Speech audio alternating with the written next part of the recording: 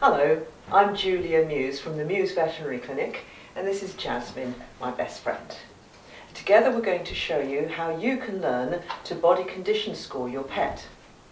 Body condition scoring is a way of judging whether you're feeding your pet the right amount and whether they're carrying exactly the right amount of flesh on their skeleton. So it works no matter what breed or crossbreed your pet is, whether they're small or large. You'll need to refer to one of these charts, and you'll find them on my website at www.themusevets.co.uk. Now, to learn how to do body condition scoring, you only need to know three things. There are just three criteria to place your pet on the scale between number 1 and number 9. These are not kilograms, this is just a score, where the numbers 4 and 5 are the optimal size for your pet. Numbers 1 to 3 would mean that your pet was too thin, and 7 to 9 is demonstrating the overweight pet. And you'll find charts like this on my website. So, the three criteria, as easy as this. Criteria number 1 is how your pet looks from above. So if I can get Jazzy to move over here for me and turn around, there we go. Stand up straight. You need to look at her from above. Now, some pets obviously have longer fur than Jazzy, and for those you need to perhaps just stroke the fur down so that you can feel her shape. But it should be a beautiful hourglass shape with a Marilyn Monroe kind of waist. So ribs, waist and hips going in distinctly at the waist. That's criteria number 1 learnt already. Number 2, you look at your pet from the side, perhaps more easily from a distance. And what we want to see is that her belly, the muscles here of her belly, are standing up well above her breastbone down here. Can you see my 2 fingers? This finger on her belly muscles is much higher than this finger, and that's called the abdominal tuck.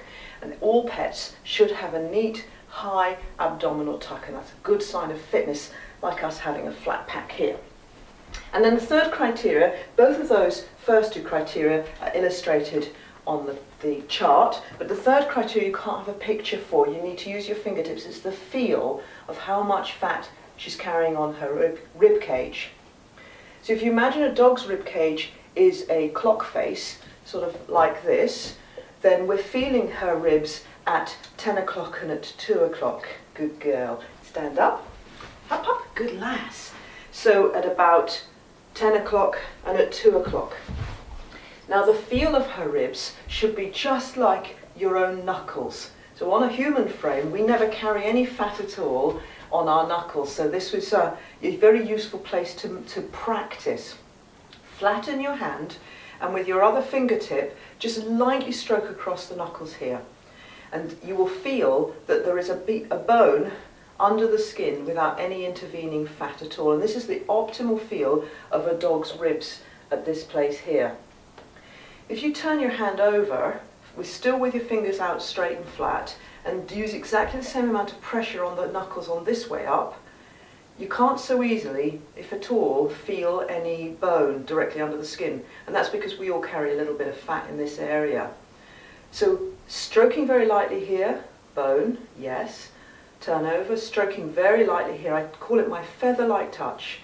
Can't feel the bone. This is carrying a little too much weight.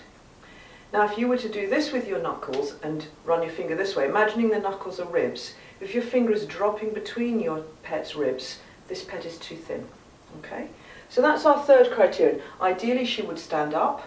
You stroke your fingers along her rib cage and feel for this stroke. And then when you've established how the 3 criteria are, her waistline, her abdominal tuck, and the feel of her ribs, you refer to the chart and have a little look. And for instance, a perfect body condition score of 5 would mean that her ribs are palpable without excess fat covering, that her waist is observed behind the ribs when viewed from above, and that her abdomen is tucked up when viewed from the side.